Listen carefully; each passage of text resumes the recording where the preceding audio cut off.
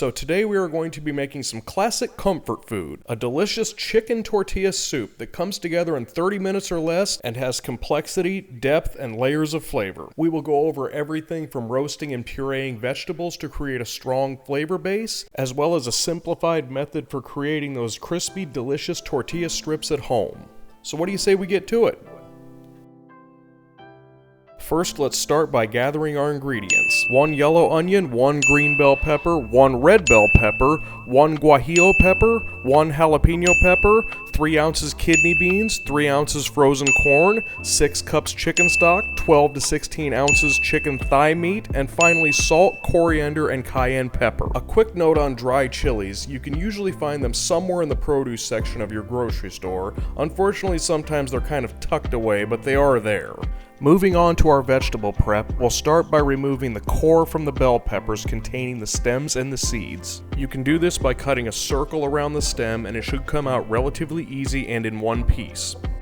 After that is complete, remove the rib sections and take 1/2 of each bell pepper, slice it into somewhat large chunks, and place them on a sheet tray.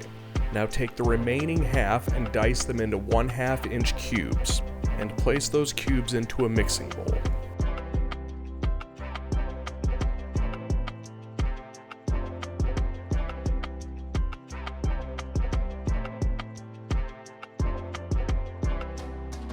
Repeat the same process with the onion and jalapeno pepper.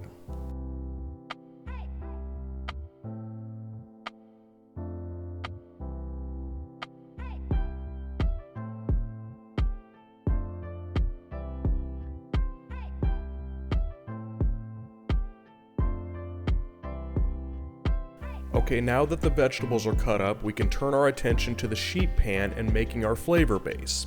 Coat the vegetables thoroughly with olive oil and place them into a preheated 375-degree toaster oven. A conventional oven will also work fine, although I'm choosing to use the toaster oven because it heats up faster. While that is in the oven, we can go over the process of toasting and rehydrating dried chilies. It should be noted that the chilies should not be dry, stale, or brittle. They should be pliable like you see here. You can check this by squeezing the package prior to purchasing. Start by removing the stem and squeezing out the seeds within.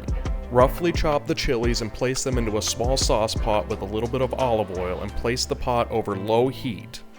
The goal here is not to brown them, rather to lightly toast them until they become fragrant. After a minute or two, add 2 cups of chicken stock and bring that up to a simmer. I also added salt during this step, as it is important to season throughout the cooking process. While this is simmering, let's check back on our vegetables that are roasting in the toaster oven. After roughly 10 minutes, we've achieved good caramelization. This is a critical step when building a deep and complex flavor for the soup.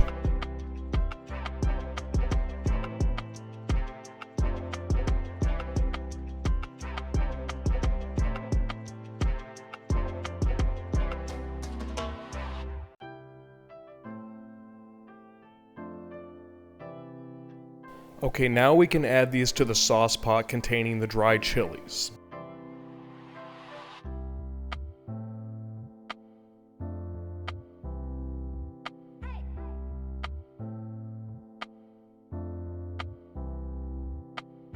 Now that everything is combined, we can blend it all together with an immersion blender. If you do not have one, a tabletop blender will work fine.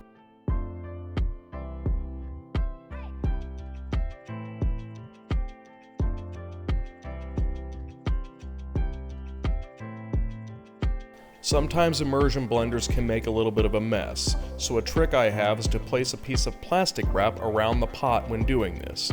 Don't be concerned, the plastic wrap will not stick to the pot or melt or blow up. It will, however, save you from cleaning up a mess afterwards. Do not cut corners on this step. We want this as smooth as possible.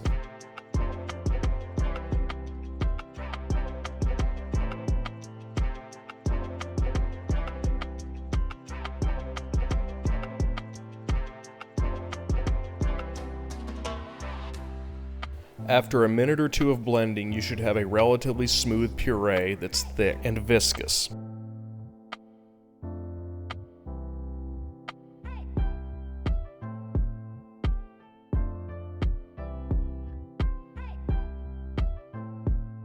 Setting that aside, do you remember the vegetables we diced up earlier? More specifically, these ones? Well, let's place a 4-quart sauce pot over medium heat and add some olive oil to the pan. Once that heats up, go ahead and add the contents of the bowl to the pot. I've tried staggering these vegetables, but I've also noticed that really doesn't make much of a difference. I'm also adding 8 ounces of diced potatoes, which I think is a really good addition. I'm also adding a pinch of salt. Once again, it is important to season throughout the cooking process, not just the beginning or the end. I'm also adding 1 teaspoon of coriander and 1/4 teaspoon cayenne pepper in this step. Once everything has softened, we can go ahead and add our remaining 4 cups of chicken stock. You may have noticed the chicken stocks are still partially frozen. That is not a big deal. We can also add our corn, kidney beans, and 1 14-ounce can of diced tomatoes, which I forgot to include in the ingredients earlier. We can also add the contents of our sauce pot in this stage.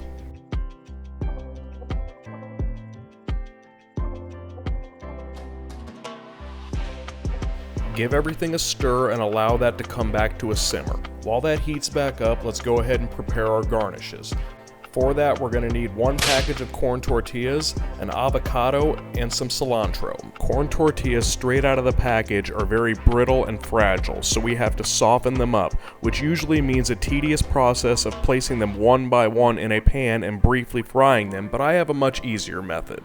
What I'm doing is brushing each one with oil, stacking them up, and I will place that stack inside of a Ziploc bag and toss it in the microwave for 15 to 20 seconds, and that should do the job.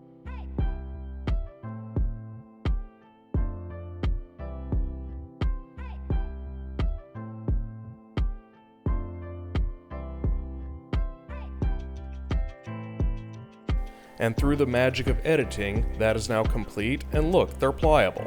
Let's go ahead and slice the stack in half and then cut them into thin strips after that. I will once again be using my toaster oven here, but you can use a conventional oven or even an air fryer. I've set the temperature to about 300 because if you're not careful, these can burn. And while we were preparing those, our soup has returned to a simmer, and we can now add our chicken. I've sliced the chicken thinly so I can add it towards the end. If you are using larger pieces, add them earlier in the process. It is important not to boil the soup at this point because we do not want to overcook the chicken and dry it out. We've gone through all this work to make a great soup, there's no point in ruining it now.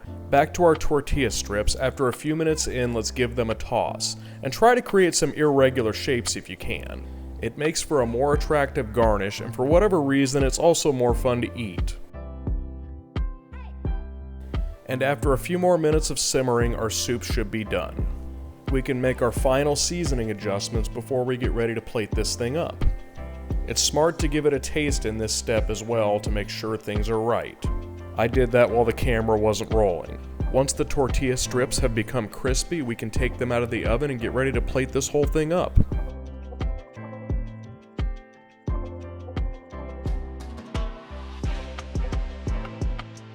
Go ahead and fill your soup bowl up with soup.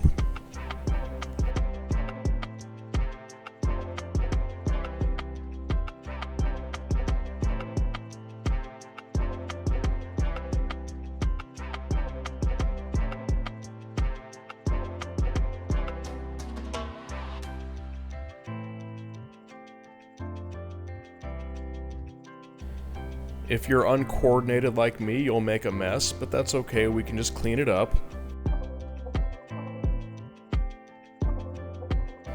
And now we're ready to garnish our soup. Place a handful of tortilla strips into the bowl, followed by a couple of thinly sliced avocados, and finally garnish with some cilantro.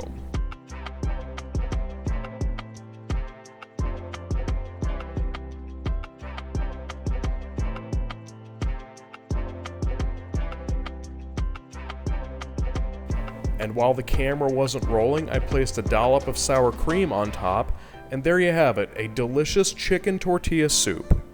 Thanks for tuning in, and I hope you enjoy the recipe.